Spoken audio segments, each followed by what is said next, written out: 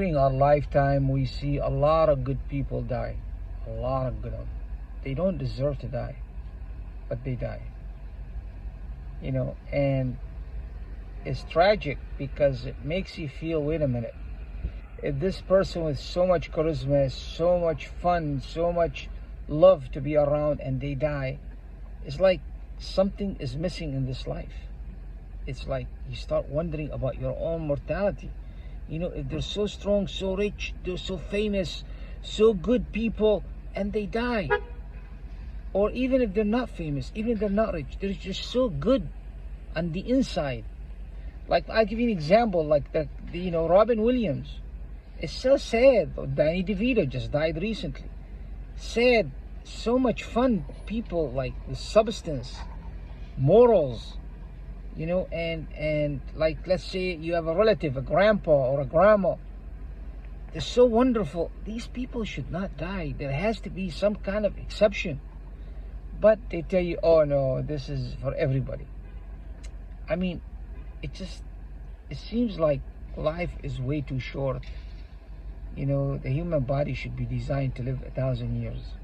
Really, 1,000 years. I don't care if they come up with the technology to keep that human body that long. But, I mean, it's sad. It makes you wonder, why a person's so good to be gone so soon. And the not so good ones, they're still around, running around, doing damage to this person and these people. Why? It doesn't make sense. Something is not making sense. Well, they tell you that their turn is coming. When? When the good ones are gone, their turn is coming. What good is that? In the afterlife, there's justice in the afterlife. What if? Come on. I mean, there has to be something right now happening. I know they say there's karma. I believe in karma. I really do believe in karma.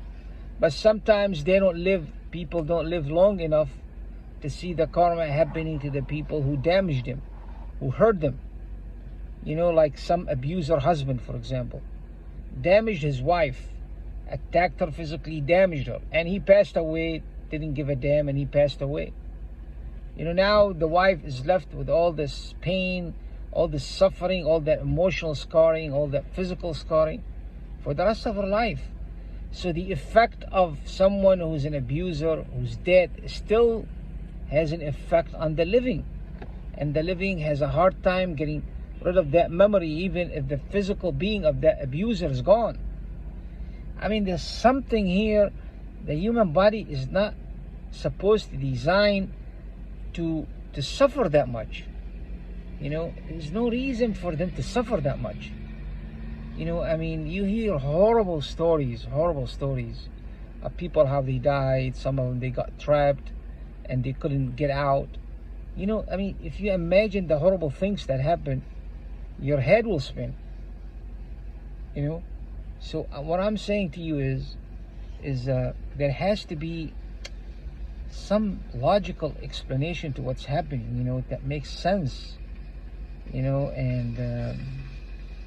mean, I'm just giving you thoughts. It's only imaginary things. I'm giving you thoughts to think about. I'm sure you probably thought of these things, and we end up forgetting about them when you don't find the solution or the cure to these problems.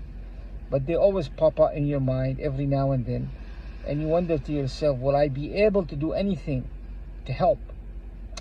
I mean, there is only so much you can do as an individual. You can only basically help the ones you run into in your life, and that's good enough. I want you to say to yourself, I may not be able to save the whole world. I would love to. If my action, good action, will change the whole world, is wonderful. But if it doesn't, in other words, for the good, but if it doesn't, I'm happy if I'm able to help those around me. You see that? So this is how you think, and you take it logically without overwhelming your brain with all this sadness, with all this thing that's going on around the world. That's all you can do. And if you can help, help. If you can't help, you cannot help. How can you create, like something out of stone? Like, get, how do you say, blood out of stone? I mean, there has to be based on your capability. Thank you very much.